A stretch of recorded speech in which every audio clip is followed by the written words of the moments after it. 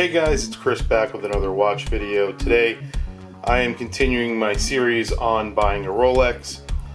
So as you know, I recently visited a number of ADs here in New York City looking for any Rolexes to try on, and after being completely discouraged, I decided to take my search online to the gray market and aftermarket resellers.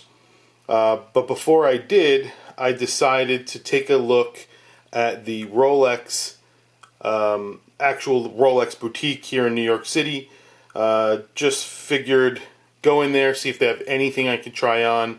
Even if it's in a precious metal, at least it would be perhaps a good representative of what a stainless steel model would feel like on the wrist, maybe not weight-wise. So like I said, I visited the Rolex shop here in New York.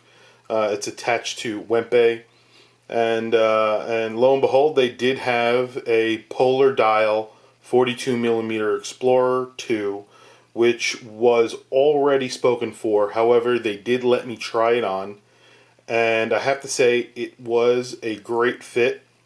It was flat on the wrist.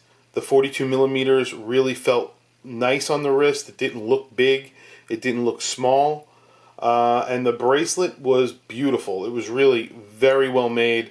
And it felt great on the wrist. Again, very balanced. And a lot of what I hear about the Sea Dweller, which is the watch that I've been leaning towards recently, is that it doesn't really sit on the wrist well. Now, I understand the Explorer is somewhat of a especially the Explorer 2, the 42mm, is somewhat of a controversial watch. However, I like it with the black dial. But really the point of this video is that while I was at Rolex, I actually spoke to a very knowledgeable and honest sales rep who simply told me, when I asked him about the limited production of Rolexes and why there's a shortage, and he basically flat out told me that there is no shortage at all with Rolex. And not only that, Rolex has actually increased production over time. They have increased price, but they've also increased production.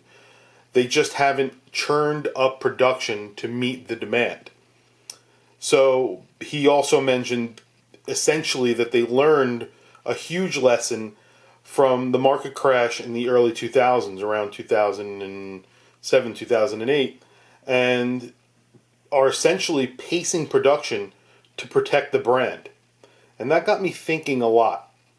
I recently did a review on Roger Dubuis, who during the early 2000s, prior to the pullback in the market, was on high.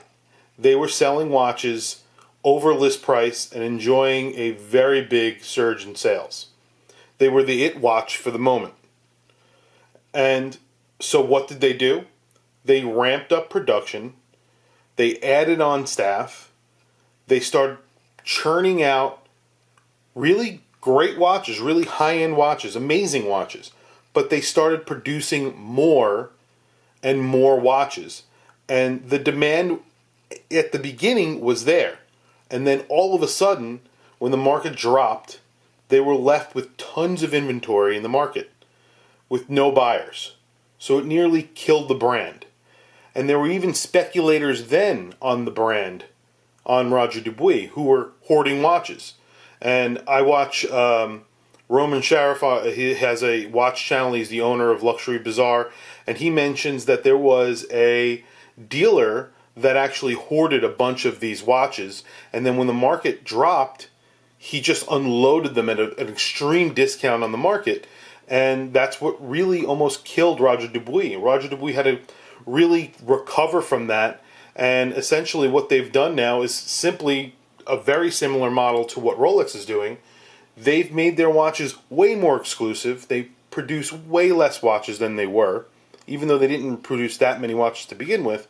Now they're producing very low numbers of watches, and most of those watches are on their higher end of the scale at 100,000, 200,000. Anyway, so Rolex is trying to avoid what happened to a company like Roger Dubuis, and they could ramp up production by investing more in infrastructure, adding watchmakers, and a sales network. However, if there is another drop in the market, there would be, where would that leave them again? With tons of stock and no customers.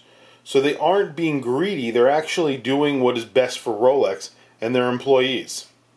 So when you kind of look at it in that way, it doesn't seem that bad. It doesn't make me feel much better because I still can't get a Rolex, but I can wait.